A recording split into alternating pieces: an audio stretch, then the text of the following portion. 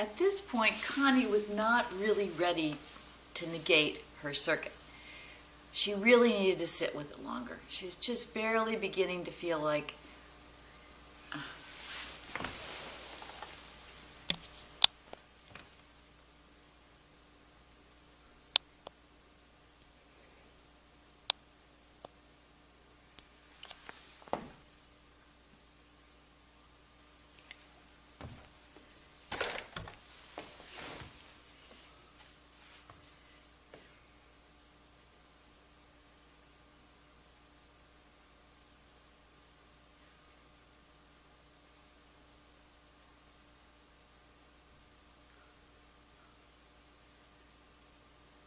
at this point you can begin to transform your circuit.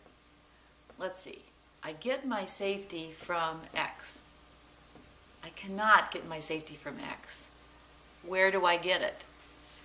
Well, if you can't get it from an external solution, we get it from an internal solution. But whatever that Z is really very personal.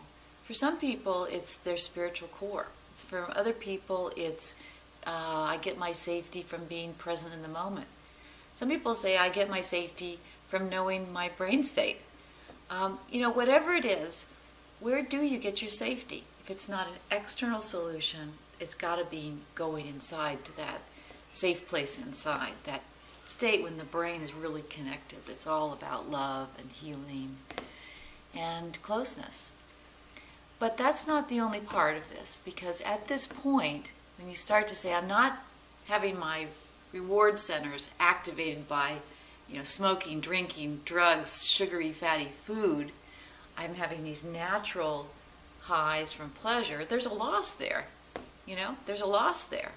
And as a consequence, you got to do a lot of cycles. And you got to have some joy binges. And that's what Connie did. She was still working on that circuit. And what she decided to do is use this time to just have as many power surges of joy binges as she could. That meant cleaning out her closet. It meant getting rid of some of the clutter. It meant taking up canoeing. I mean, what I'm talking about is anything that's a natural pleasure can send surges of neurotransmitters that are sustainable through your reward circuits. So have a binge. Remember that if you're not hooked on joy, it's a slippery slope into being hooked on artificial pleasures that tend to become addictive. So you're not wrong or bad or indulgent to get hooked on joy. It's just that there's only two options. The brain is going to get its pleasure one way or the other, so let's give it a ton of joy.